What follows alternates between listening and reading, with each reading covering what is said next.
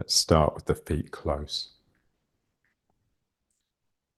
Let's try like imaginary pushing hands. So imagine someone is very slowly coming towards you and punching with their right hand. So you turn to the left to extend your right hand to touch them with the tiger's mouth, this point on the back of the hand between the finger and the thumb. So I reach forwards, and then as soon as I make contact, if not a tiny bit before, I start turning the other way and I draw them in. And I want to turn as far as I can. And then I reach out again. And then I melt.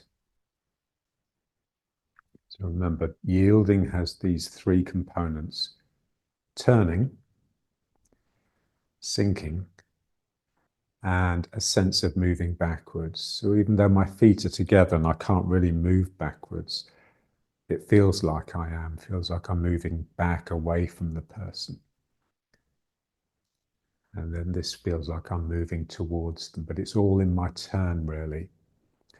I turn. I want to feel the ease and sensitivity of the turn.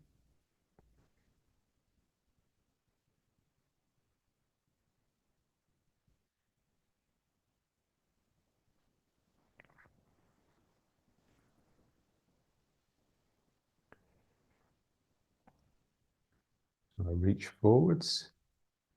I stick with this part of my body like there's a bit of glue on it. And then I draw.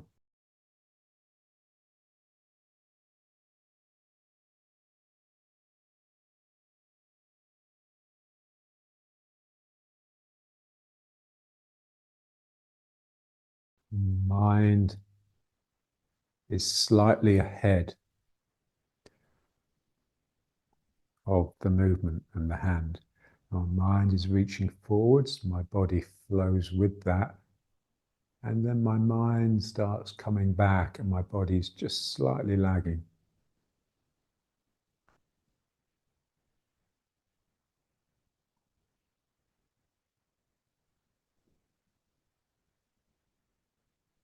Turn.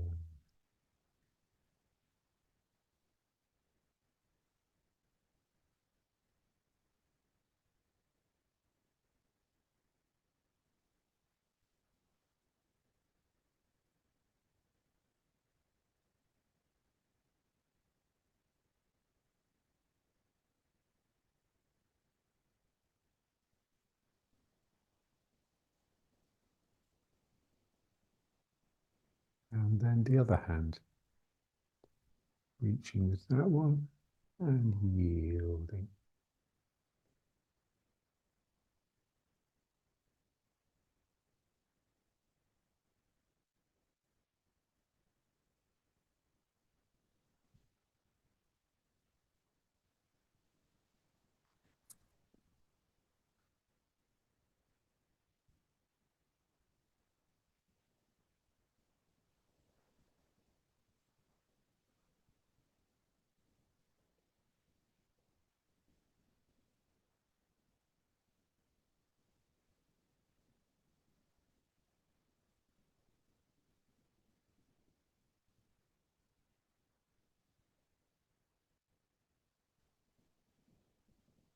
Feel the turning. Because the hand is going backwards and forwards, that tends to be what we're with. I really want to be with the sense of turning.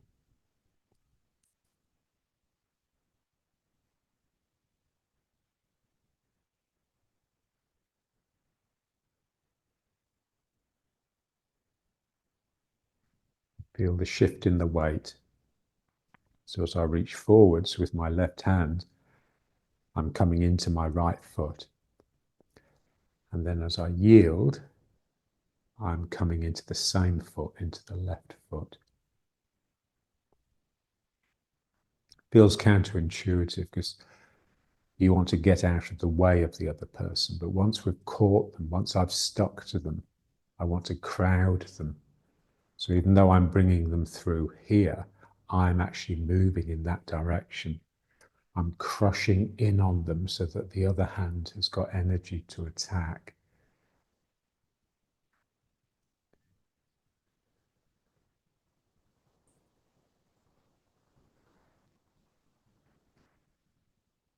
So as I extend, it's really the two sides of the body. I'm not just turning to reach forwards with one side and pull back the other side. There's a sense that the side that's reaching to start with is growing. It's like my left side is big compared to my right side. And then it shrinks. Here it's shrinking, shrinking, shrinking. And that means the other side is growing, which can then become the attack. So the two sides of the body, it's tricky, it's strange.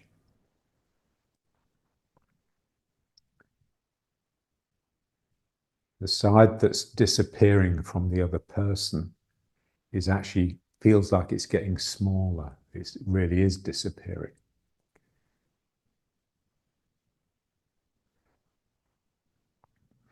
But they're saying Tai Chi, when you try to find the master, they're just not there. And when you try and get away from them, they're on top of you.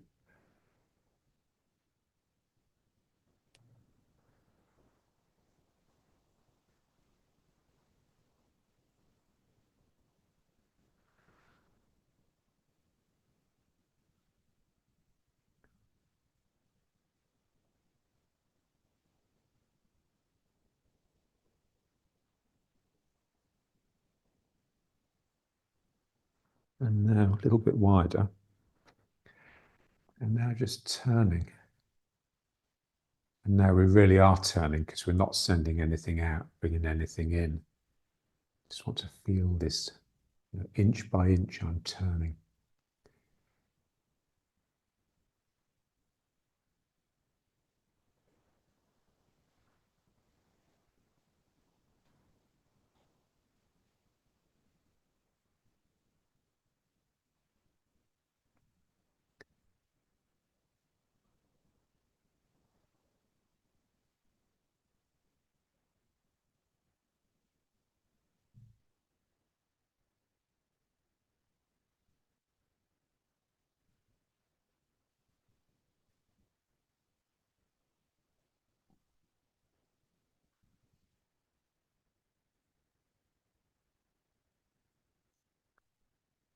Just bring the hands a bit lower, like you're scanning the ground.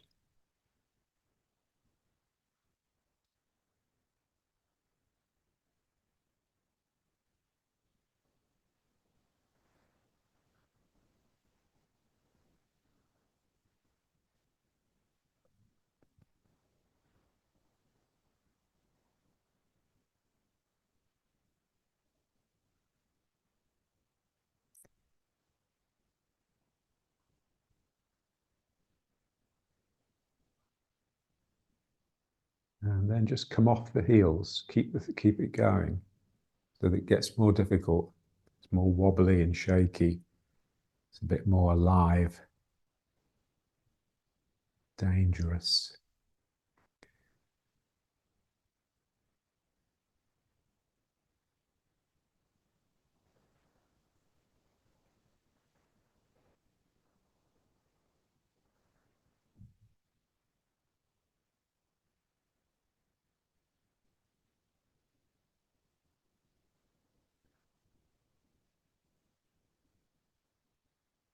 And then putting the heels down and just turning. So the first warm-up exercise, but of course, because we've preceded it with what we have, it's got a quality of what went before, a quality of scanning, quality of pure turning, and also a quality of reaching out like this, a bit like pulling in the rope. So they're all there. And also a quality of just being on the front of the foot. So we can slip between all of these things. They're all included. So there's a richness to what I'm doing because it contains all the experience, all the variations.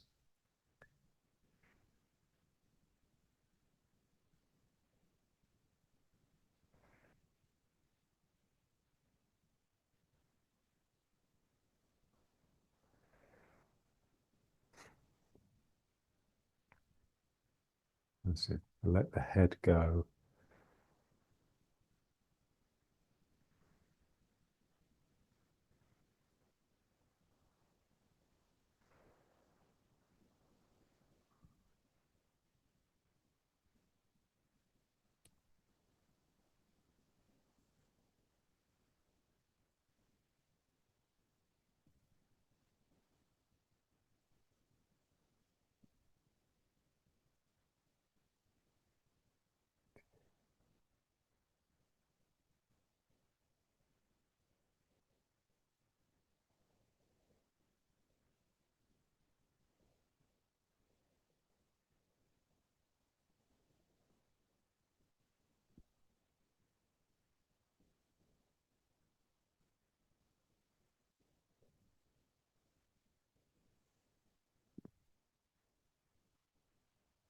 Good. And now just a bit wider and into riding horse. Sinking. The flow.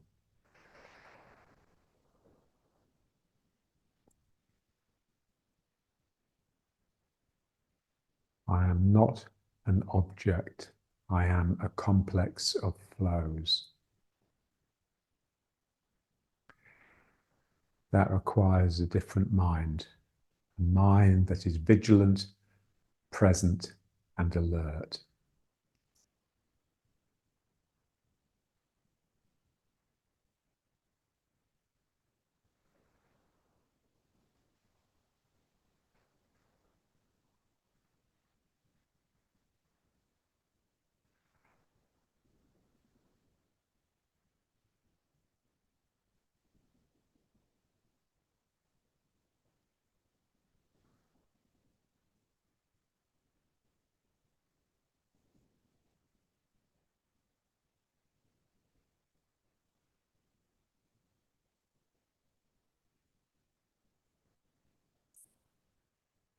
And now let's breathe it. So flexing the spine, getting movement into the spine, lowering it forwards, arching it back.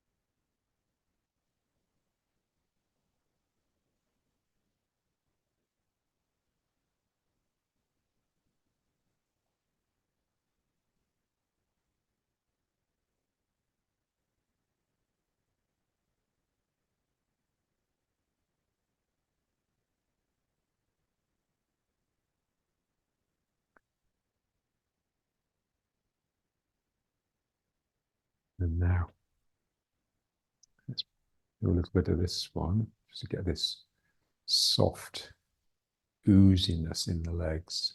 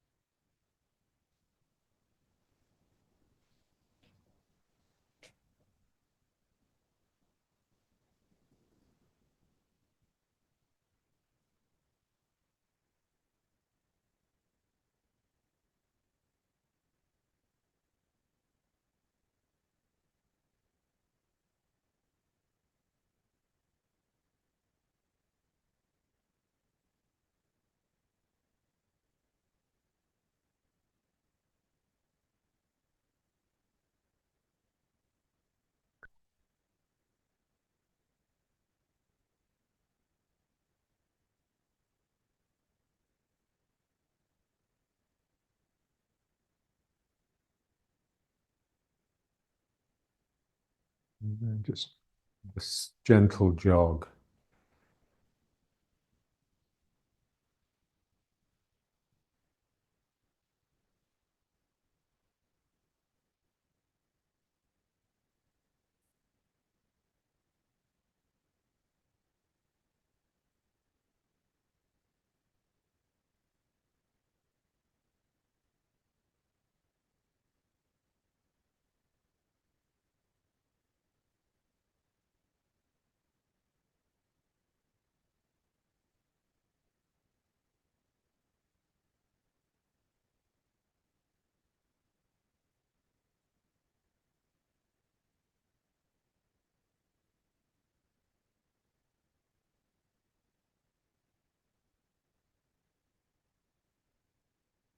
And now it's moving from leg to leg.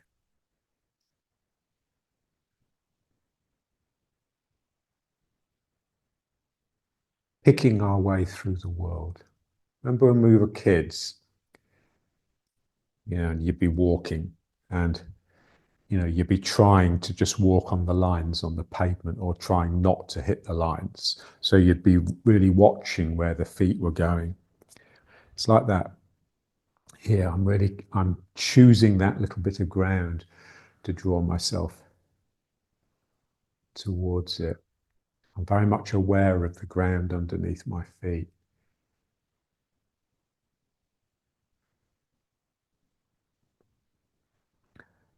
The opposite of what the city has done for us. It's given us smooth pavements that we can traverse without concentration. I don't even need to have my mind where I'm going anymore. I can have my mind on my phone.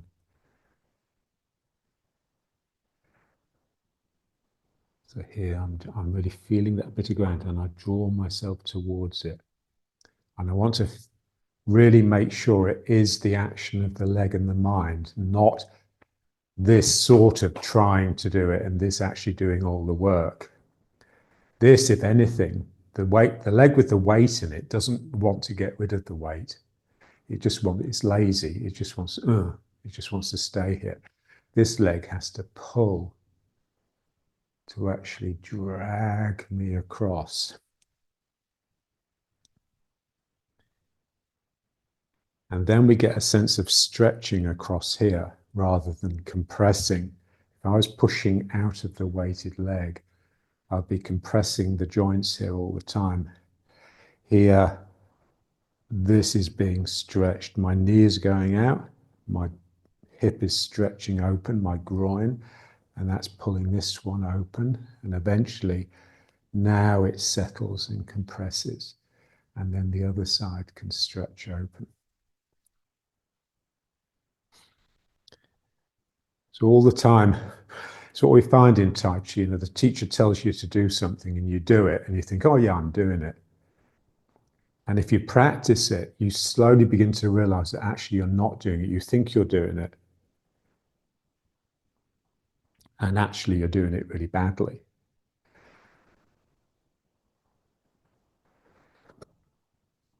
So one of the things that's important to develop in this game is a critical mind, but not a mind that's critical of others, a mind that's critical of yourself. It's really difficult, that.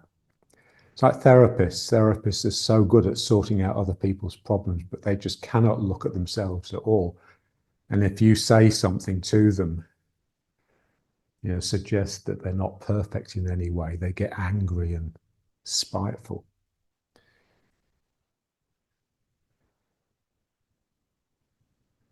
So am I really pulling here? What's really happening?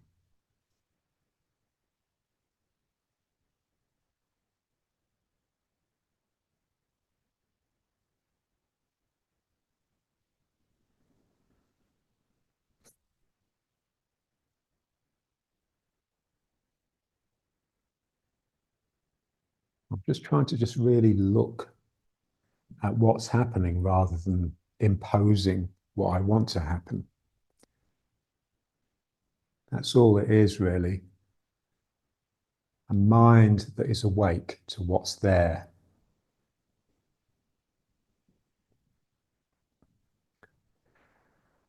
There's a spiritual writer called Jed McKenna, and he scandalized everyone in the spiritual world by writing books which suggest that achieving enlightenment is actually really easy. It's so simple and so straightforward. It's just a matter of just waking up and being present in what's here now. And so he said, it's so simple, it's so easy. If you're not achieving it, it's because deep down you don't really want it. Because it requires a choice. It's a choice between your comfortable bourgeois life, which is a life of sleepiness, really. It's like everything that we think is real is not, and it's just everything's imposed. You feel that in the mind when you meditate. The mind mediates, it's like a buffer zone. The ego is a barrier between you and true experience.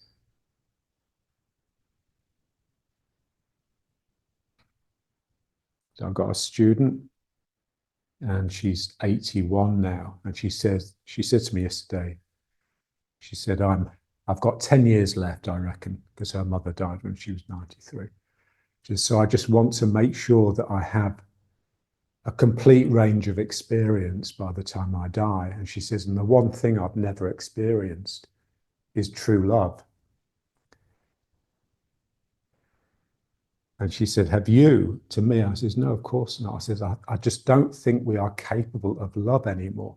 The ego prevents it. There's always that barrier between you and the other person. You can have moments. But of course, true love, it just ends in divorce in a couple of years nowadays.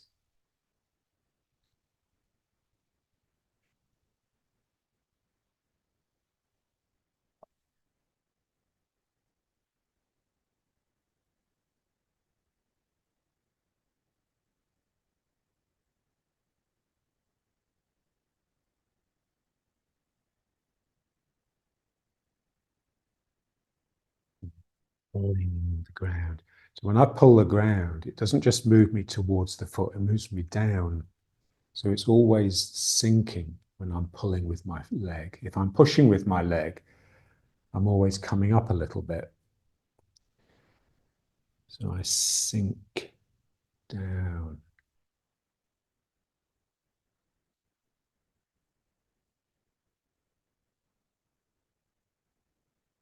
Okay, now let's try just the same thing really, but with one foot forward. So coming backwards and forwards, I'm pulling the ground up.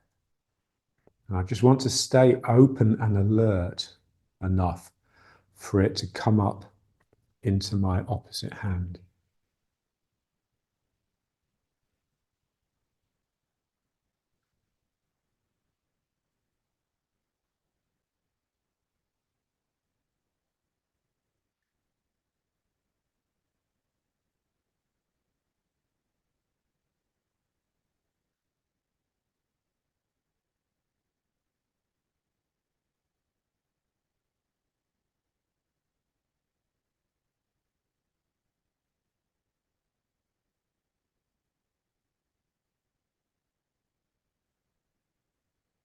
The word awareness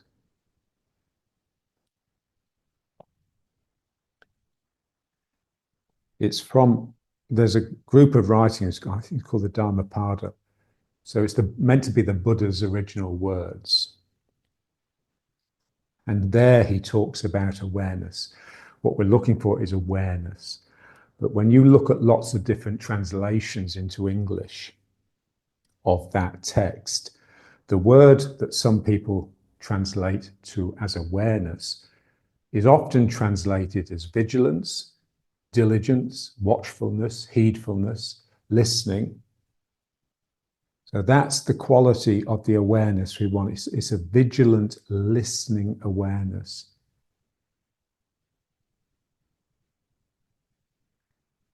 So my student, the same student, I'm always trying to get her just to wake up and be present because she's always thinking to herself. She's always worrying. And she says, well, surely worrying is a type of awareness. Because if she's worrying about her grandchildren, then she's sort of with her grandchildren in a way. But of course, that's not vigilance. It's not listening.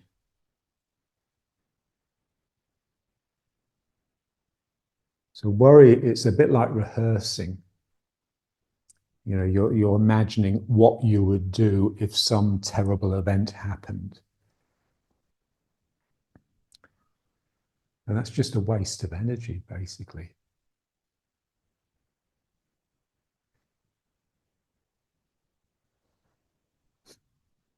We're terrified of confronting situations that we don't have an answer to.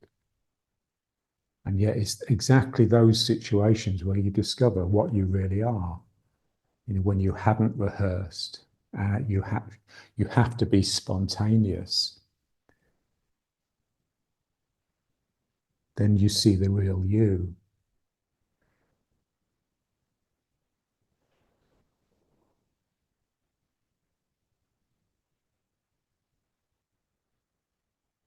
Pulling from the ground, and then something. So when I pull from the ground, basically I'm pulling it up to here to get strength in the leg so I don't fall down. To get the energy to then pass into the other side and come up into the opposite arm, I have to do something different. So here I'm pulling the ground up, but now here my mind has to get intense and fierce. Otherwise it won't come into the upper body, it won't need to.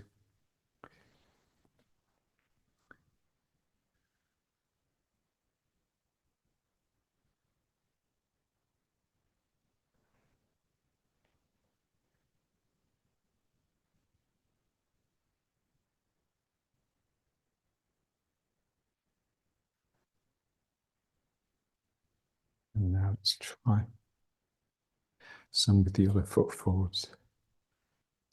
Pull. And it pops across.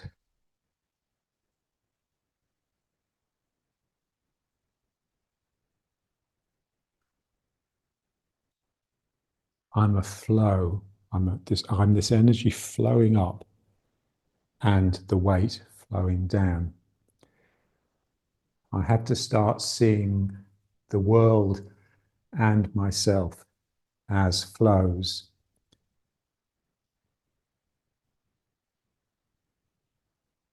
If I want to become channel for flows, then I have to start seeing the world as that. If I see the world simply as a collection of objects, then that's what I will be. I will just be another object within that collection. I'm seeing the continuity and the connection, the interdependence everywhere.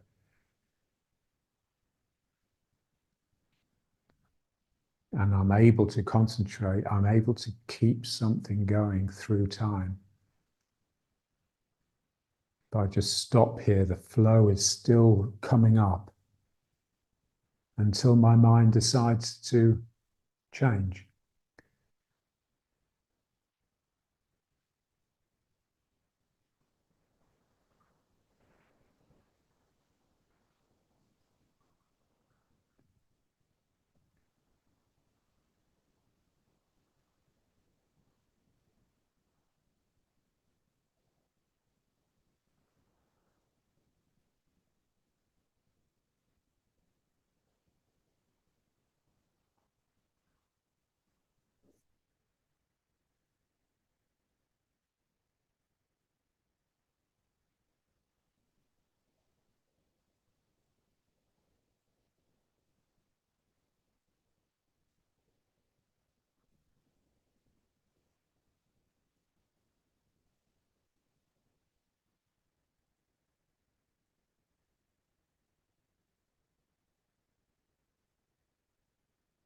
But to get the energy to come up and out of the hand, I need the thymus. I need this fire. Otherwise, it's just a damp squib. It will, won't even get to the hand. So here, I'm really fierce. Something is traveling out of my hand and into the far wall. It's even stronger here because the body's moving backwards, and so you can really go for it. There's no fear of toppling forwards.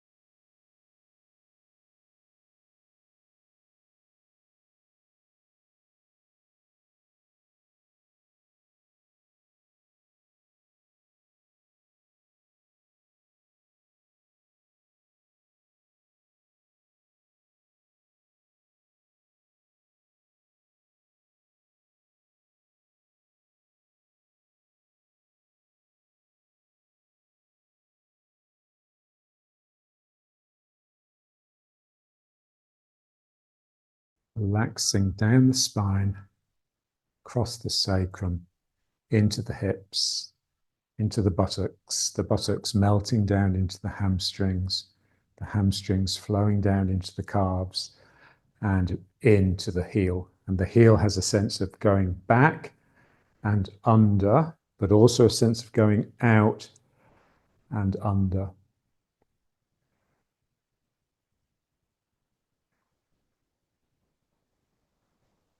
And if I get that right, then it just allows the front to rise, this sense of lightness coming up here. My thymus beginning to really glow.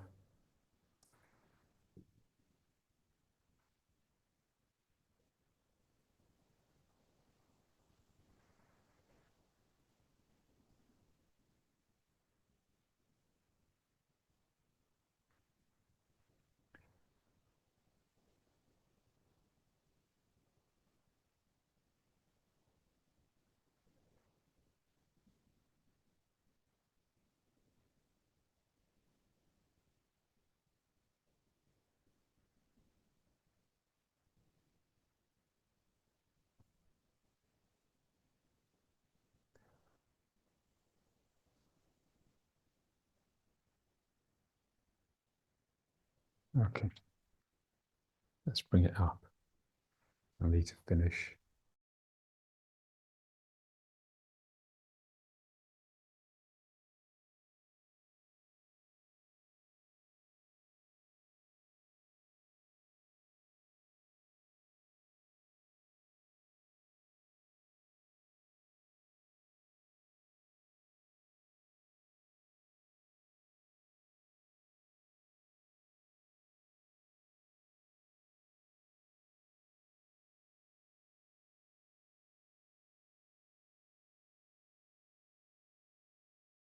Exactly the same thing. The flow down the spine, splitting here.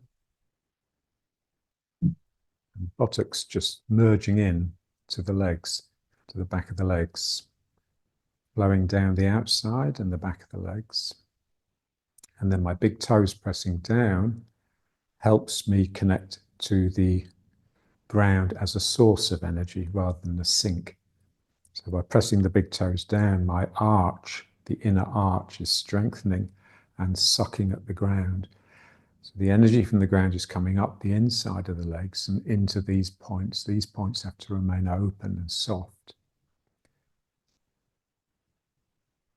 So the dantian is where the aorta, the descending artery that feeds the legs, splits. And here, this is where you can really feel your pulse.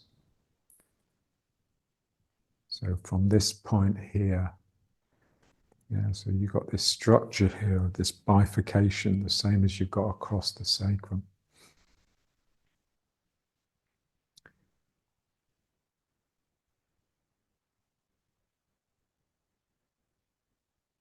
And then feel a similar structure here. So something coming up the midline of the sternum. And then when it gets to the thymus, it just branches across into the collarbones and comes into the shoulders, and then it would come down the arms.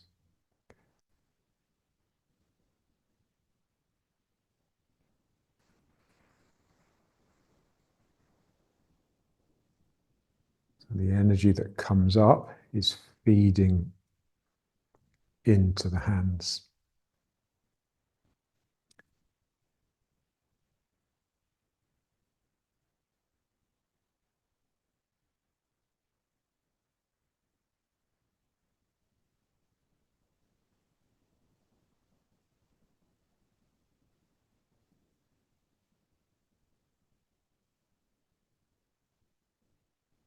So I have the earth beneath my feet.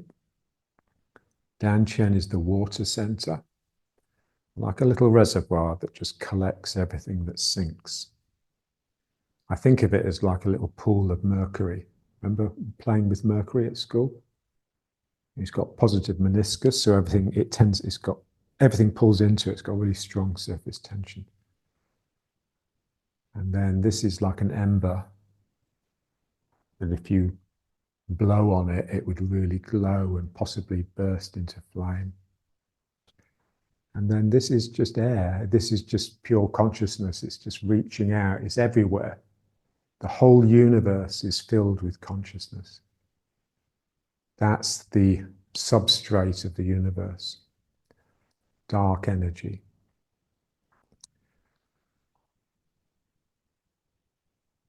When the mind fills with thoughts, it becomes heavy, and then it bears down, crushing the heart, and the person becomes depressed. Depression is a heavy heart. Joy is a light heart.